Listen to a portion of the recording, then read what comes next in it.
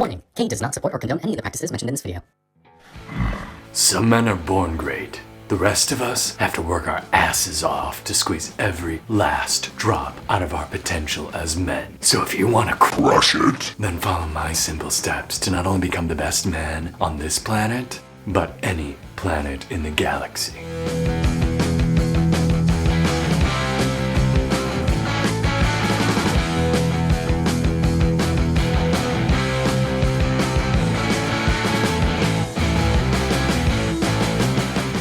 Some people like to start their day with 30 minutes of reading. I do one better. I say my day doesn't begin until I've read an entire book. In French, motherfuckers. Some people try to drink a gallon of water during their day. I don't consider my day started until I've had 4 gallons.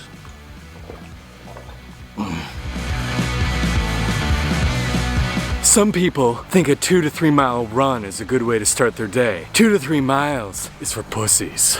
Now I start my day every day with a full ass marathon.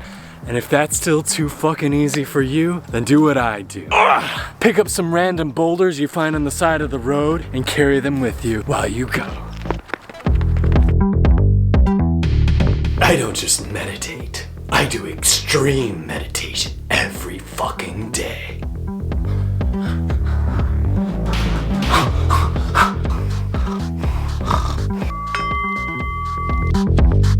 I know that being proud of my body is part of my excellence, so I make sure to spend some time outside every day, including greeting my neighbors.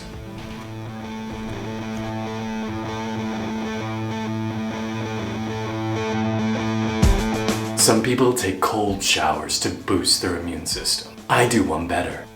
I take ice showers.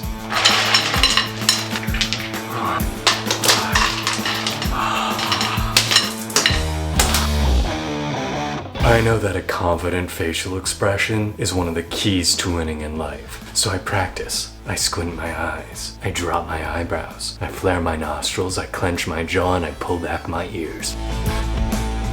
And I spend 10 minutes every morning practicing this in the mirror.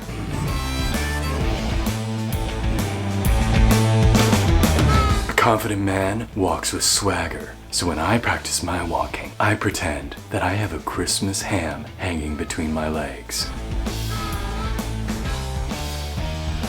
I not only give off big dick walking energy, I give off mutant elephantine dick walking energy.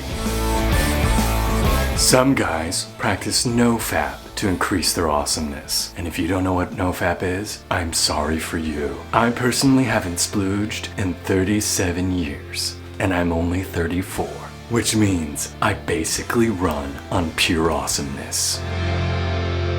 Some people create a bullet journal to stay productive throughout the day. Well, I don't, because bullets imply guns, and guns are for sissies who don't own a real dick. So I don't keep a bullet journal, I keep a knife journal. And once I have finished an item, I don't just cross it out, I cut it out.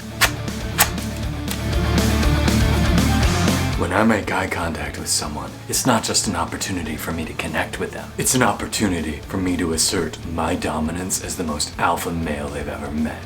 So when you meet with me, you better be prepared that I am not going to be the first to blink.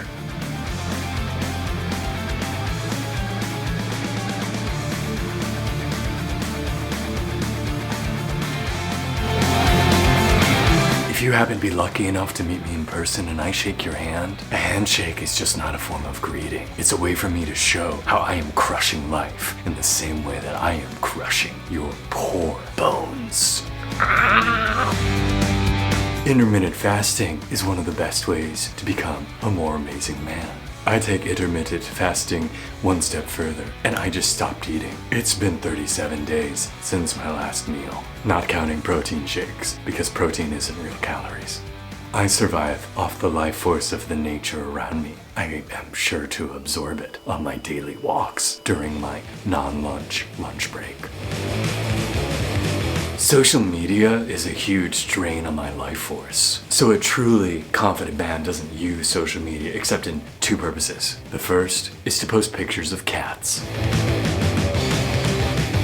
The second is to humble brag about how amazing you really are.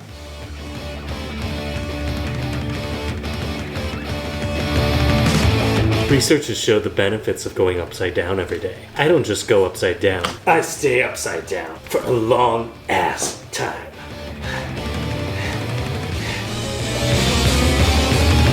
One of the keys to being one of the greatest alpha males on the planet, in any room you walk into, everybody should basically be creaming their pants. Anyone you meet should feel seduced by you. I don't care who, woman, man, animal, they should know that you are about to ravish them.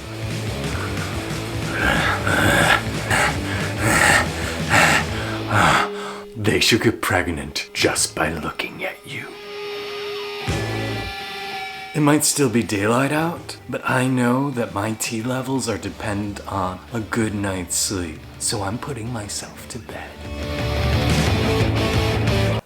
You know, the funny thing is that I think there are actually a lot of people that when I tell them that I'm a spiritual personal development coach, working largely with a queer male sort of population, that I think this is what they think I do. And in all fairness, none of these things I've just mentioned are actually all that far out there. I have had somebody in my life, or I've seen somebody online say something along the lines of what I just promoted in all earnestness, that they really thought that this would lead to enhanced quality of life. The thing I would tell that person if he really were to exist was, chill the fuck out. Why do you feel you need to be so alpha? Why do you feel like you need to be so on top of your game? Why do you feel like you need to be, quote unquote, the best? The best. I mean, why isn't it okay to just be really good? I think in our culture, men, women, gay people, straight people, bi people, whatever, we all have this desire to be the pinnacle of whatever we are, the pinnacle of femininity, the pinnacle of masculinity, the pinnacle of sexuality, yada, yada, yada. And it leads us to being stressed out, roided out, anxiety-ridden, lonely, that we choose to forsake a vacation